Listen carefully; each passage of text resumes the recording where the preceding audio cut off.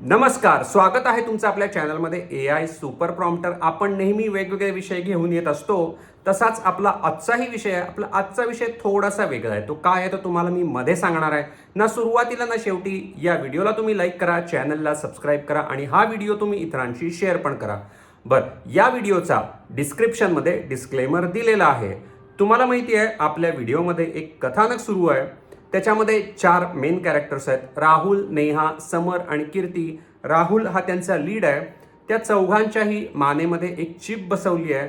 ते काय विचार करतायत, काय बोलतायत, कशा पद्धतीनं इंटरॅक्शन करतायत, या सगळ्या गोष्टी राहुलनं एक लॅपटॉपवरती त्याच्या बनवलेल्या सॉफ्टवेअरमध्ये सिंक होतात आणि त्यातून ॲनालिसिस होतं, रिझल्ट मिळतात. हे राहुल 24 तास त्याच्या कम्प्युटरच्या स्क्रीनवरती बघत असतो आणि त्यावरती त्यांच्या प्रोजेक्टची पुढची दिशा ठरत असते. चला आता आज नेमकं काय आहे बघूया याच्यामध्ये.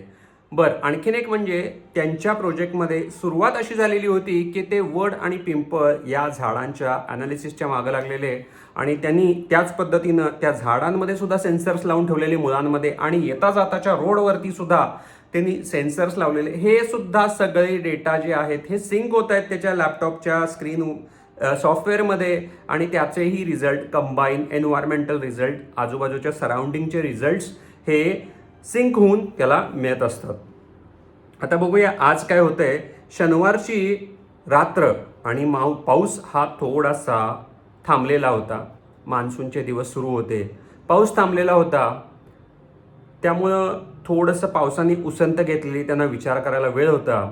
काय झालं होतं की 15 दिवस कंटिन्युअस पाऊस पडल्यामुळं चिकचिक, राड, घाण सगळं अशा दुर्गंधी अशा पद्धतीचं होतं. रस्त्यावरून चालायला गेलं तर खड्डा कुठं, पाणी कुठं आणि तिथं पाय कसा ठेवणार, हे सगळी परिस्थिती. डबक्यात पाय घातला तर कुठं नुसतं पाऊल जायच्या ऐवजी कदाचित गुडघावर सुद्धा खड्ड्यात पाण्यात पाय जाऊ शकतोय, अशी ती परिस्थिती. एवढं पाणी सगळीकडे साचलेलं होतं. काही ठिकाणी रस्त्यावरती आजूबाजूला त्यांना वळवळणारे प्राणी पण, म्हणजे साप वगैरे पण म्हणूया आपण, असे सुद्धा त्यांना मधून दिसत होते. एक मजेशीर असं मान्सूनचं टिपिकल वातावरण होतं. पाऊस नुकताच थांबलेला त्या दिवशी सोसायटीच्या त्यांच्या जिन्यामध्ये ओलसरचा असा वास होता. वरच्या मजल्यावरची ट्यूबलाईट अजूनमधून फ्लिकर होत होती. तुम्हाला माहिती आहे ते ह्याच्या आधी पण आपलं आधीच्या व्हिडिओमध्ये पण मी तुम्हाला म्हणलं होतं, किंवा या व्हिडिओमध्ये पण कसं आहे की ते 4 जण जे आहेत ते एका फ्लॅटवरती राहतात. 4 खोल्यांमध्ये 4 जण. फारसं इंटरॅक्शन होत नाही. टेक्नॉलॉजी सॅव्ही आहेत. टेक्नॉलॉजीच्या माध्यमातून एकमेकांशी चर्चा, बोलणं होत असतंय. Video call, WhatsApp messages, emails, आणखीन काही अशा पद्धतीनं त्यांच्या इंटरॅक्शन्स होत राहतात कंटिन्युअस. आता काय झालं होतं की हा एकतर जिन्यामध्ये बघितलं तर ओलसरपणा होता आणि पाऊस पण जरा थांबलेला. राहुलचा मूड जरा सुरुवात आधीपासूनच आपण डिस्टर्ब होता म्हणलं तरी चालेल. मूड थोडासा राहुलचा डिस्टर्ब होता. संपूर्ण दिवस छोट्या छोट्या गोष्टींमध्ये काही ना काहीतरी होत होतं. फॉर एक्झाम्पल, त्यानं चहा करायला घेतला, चहामध्ये साखरच जास्त पडली. चुकून साखरेच्या ऐवजी मध्येच त्यानं मीठ पण घातलं. सगळं अशा गोष्टी. बिस्किट खायला गेला तर बिस्किटं फुटलेली होती. काही ना काहीतरी गोष्टी त्याच्या बाबतीत दिवसभरात चाललेल्या होत्या. काल तुम्हाला माहिती आहे ती फ्रेमचं सगळं झालेलं प्रकरण. त्या प्रकरणामध्ये फ्रेमच्या प्रकरणामध्ये फ्रेम फुटली आणि ती फ्रेम फुटल्यावरती तुम्हाला माहिती आहे ते काचा खाली पडल्या, त्यात त्याचं तो रिफ्लेक्शन बघत होता. मी फ्रेम प्रकरण म्हणलं, चुकून प्रेम प्रकरण ऐकू यायचं, पण फ्रेम प्रकरण कालच्या व्हिडिओमध्ये, त्याची मी तुम्हाला लिंक इथं देतो व्हिडिओची, शेवटी तुम्हाला मिळेल, किंवा इथं पण मी तुम्हाला त्या व्हिडिओची लिंक देतो. ते फ्रेम किंवा काय तुटलं तर काय होतं आहे. तर अशा मजेशीर गोष्टी संपूर्ण दिवसभरात छोट्या छोट्या गोष्टी त्या हे होत होत्या. फोनसुद्धा आहे तो हातातनं निसटलेला. त्यानंतर नेहाबरोबर क्लॅशेस त्यांचे झालेले. समरनं केलेला जोक काय त्याला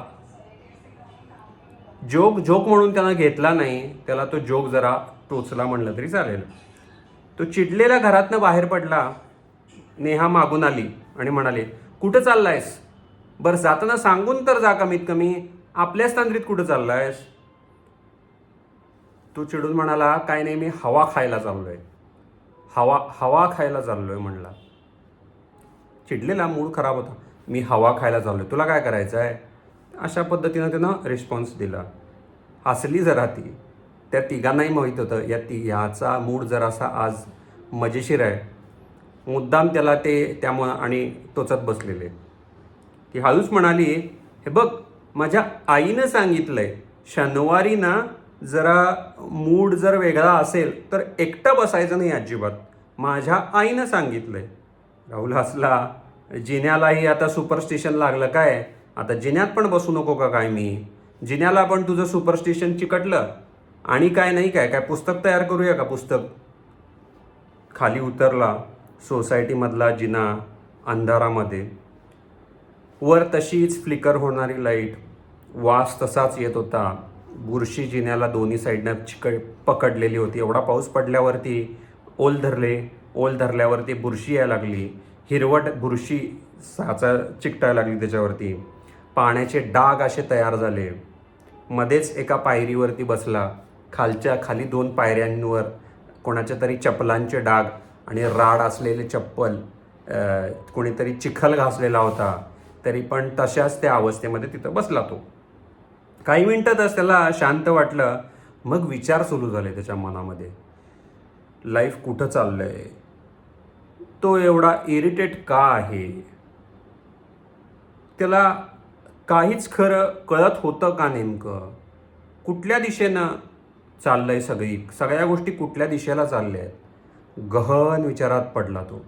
डीप थिंकिंगमध्ये तो अडकला.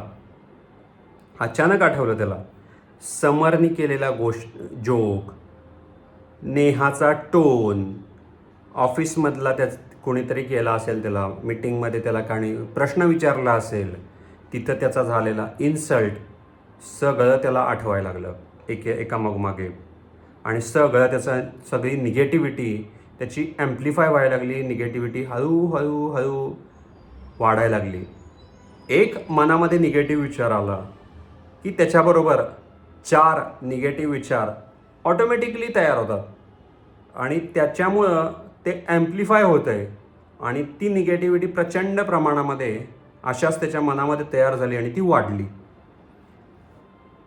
त्याचा डॅशबोर्ड कम्प्युटरवरचा, तुम्हाला माहिती आहे, नोटिफिकेशन्स वगैरे त्याच्या मोबाईलमध्ये यायचे. मोबाईलबरोबर त्याच्या घड्याळातल्या त्या आयवॉचमध्ये म्हणूया किंवा त्या घड्याळात त्याच्या वॉचमध्ये पण दिसायचे, डिजिटल वॉचमध्ये पण त्याच्या दिसायचे ते notifications. Isolation detected, negative thought loop, you are in negative thought loop, एकापाठोपाठ एक निगेटिव्ह थॉट लूप यायलाच लागले. सगळ्या जणू काय दुनिया आज खतम होने वाली है असं त्याला फिलिंग त्याच्या मनामध्ये. आज जे काय सगळं वाईट आहे त्याच्या बाबतीत झालेल्या गोष्टी आठवड्याभरातल्या 15 दिवस एकापाठोपाठ एक यायला सुरू झाल्या. श्वास जड झाला. तेवढ्यात सोसायटीच्या खाली गेटजवळ आवाज आला. 2 सिक्युरिटी गार्ड्स होते. ते एकमेकांच्यामध्ये चर्चा करत होते. शनिवारी माणूस एकटा बसला की विचार प्रचंड भारी होतात. आणि पण शनी जो आहे, तो शांत बसायला शिकवतो पण अडकायला नाही. अशा पद्धतीची एक गहन चर्चा त्या 2 सिक्युरिटी गार्ड्समध्ये चाललेली. राहुल शांत, स्वतःशीच हसला तो. बहुतेक हा कोइन्सिडन्स असावा किंवा आपल्याला आलेला दैवी निरोप असावा असं त्याला वाटलं. त्याचवेळी त्याचा फोन व्हायब्रेट झाला. समरचा message, bro are you okay? तू ओके आहेस ना? अचानक वियर्ड रिप्लाय दिलास. राहुल काहीच बोलला नाही. ॲक्च्युली समरनी त्याला जो जोक केलेला त्याच्या माइंडसेटमुळं तो जो जोक आहे तो त्यांनी वेगळ्या पद्धतीनं घेतला. नॉर्मली ते हसत खेळत जोक करतच असायचे, पण त्याच्या मनाच्या स्थितीमुळं तो जोक केलेला तो त्यांनी एक प्रकारे इन्सल्ट असा घेतला आणि त्यामुळं त्याचं रिॲक्शन पण, त्यामुळं जेव्हा समरचा त्याला फोन आला आणि विचारला त्यानं, ब्रो आर यू ओके, तेव्हा त्याला रिअलाईज झालं, अरे समरनं तर आपल्याबरोबर नॉर्मल जोक केलेला. आणि सिक्युरिटी गार्ड्सने जेव्हा अशा पद्धतीचं त्यांची चर्चा त्याच्या समोर आली, त्याच्या कानावरती पडली, त्यावेळी त्याला रिअलाईज झालं हा दैवी निरोप त्याला खरंच हेल्पफुल आता होतोय काय, पुढं पाहूया. त्याच्या डोक्यामध्ये अजून काय म्हणतात, एक प्रकारे राग हा वाढतच होता. कोणी सिरियस घेत नाही आहे, काय चाललंय. त्यानं बाजूला फोन सरकवला, त्या फोनला आता चिखल चिकटला. त्याच्या जिन्यामध्ये आवाज घुमला पूर्ण. क्षणभर पूर्ण शांतता, फक्त वरती अशी लाईट फ्लिकर होत होती, त्याच्यावरती जो बल्ब होता तो फ्लिकर होत होता.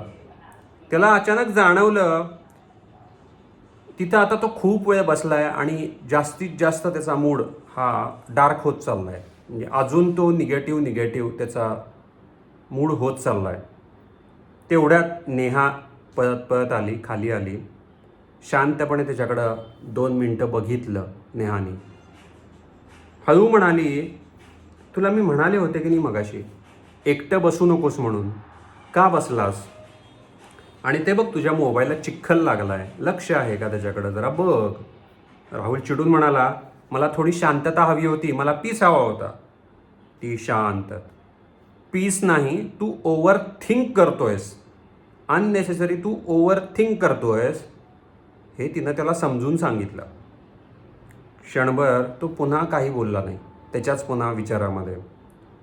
फक्त ती आता त्याच्या बाजूला बघत, तू काय करतोय, कशा पद्धतीच्या हालचाली आहेत, कसं रिॲक्ट करतोय, हे बघत होती त्याच्याकडं शांतपणे.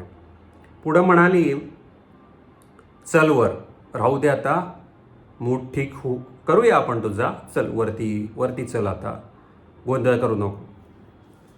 शनिवारचा माणूस जेवढं एकटा बसतो तेवढं त्याचा मूड डार्क होत जातो, तेवढं स्वतःच्या विचारांमध्ये अडकतो. राहुलला क्षणभर आजूबाजूला बघितलं, अरे काय काय भानगड, मगाशी ते पण तेच असंच काहीतरी म्हणत होते सिक्युरिटी गार्ड्स, ही पण आता तसंच काहीतरी सांगायला लागली आहे. ओलसर जिना, फ्लिकर होणारे लाईट्स, चिखल लागलेल्या पायऱ्या, सगळ्या गोष्टी त्याचा जो मूड आहे तो ॲम्प्लिफाय करत होत्या. त्याला जाणवलं त्याचा आता माइंडसेट हेवी झाला आहे.